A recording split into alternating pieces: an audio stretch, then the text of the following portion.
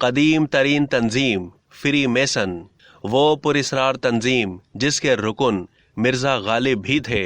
پاکستان میں اس تنظیم پر پابندی کیوں لگی؟ پراسرار تنظیم فری میسن کے بارے میں بہت کم لوگ جانتے ہیں۔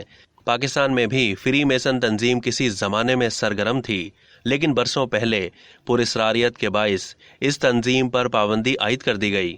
فری میسن تنظیم دراصل ایک قدیم بین الاقوامی تنظیم ہے۔ کسی زمانے میں پاکستان میں بھی اس کا بڑا چرچا تھا۔ برطانیہ میں قائم ہونے والی فری میسن کا ہیڈ آفس اب بھی برطانیہ میں موجود ہے۔ جنرل ضیاء الحق کے دور حکومت میں فری میسن پر پاکستان میں پابندی عائد کی گئی تھی۔ ان کے دفاتر سیل کر دیے گئے تھے۔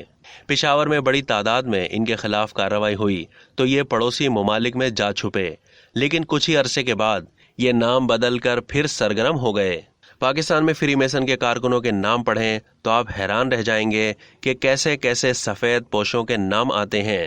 پشاور میں آج جس جگہ درویش مسجد قائم ہے، یہ کسی زمانے میں فری میسن کا دفتر ہوا کرتا تھا۔ کراچی کے علاقے رنچھوڑ لائن میں ان کا ٹیمپلر تھا، لیکن سرکاری سطح پر جب پابندی لگی تو پھر اس کا زور نہ رہا۔ ایک مورخ بتاتے ہیں کہ شاعر مرزا اسد اللہ خان غالب بھی فری میسن تنظیم کے رکن تھے۔ بظاہر فری میسن فلاح و بہبود کے کام کرتی ہے، لیکن در پردہ اس تنظیم کا مقصد کیا ہے کوئی نہیں جانتا، اور نہ ہی اس کے کام کے طریقہ کار کی کوئی معلومات دی جاتی ہے۔ 20 سال سے بڑی عمر کے افراد اس تنظیم کے ممبر بنتے ہیں۔ بتایا جاتا ہے کہ امریکہ میں اس کے ممبروں کی تعداد 80 لاکھ سے زیادہ ہے۔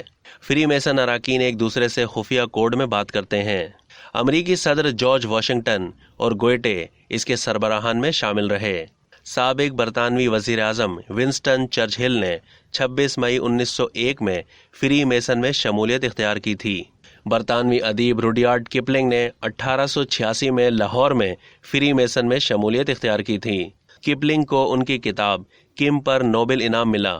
کم اس توپ کا نام ہے جو لاہور مال روڈ پر اب بھی موجود ہے۔ تحقیق بتاتی ہے کہ 5,500 پولیس افسران، 170 جج، 169 ارکان پارلیمنٹ اور ایک بھارتی شہزادہ بھی فری میسن تنظیم کا حصہ ہیں۔ اب تک کے لیے اتنا ہی۔ مزید معلومات کے لیے ڈیلی جنگ کے یوٹیوب چینل کو سبسکرائب کرنا نہ بھولیے اور فیس بک کے پیج کو بھی لائک کرنا نہ بھولیے۔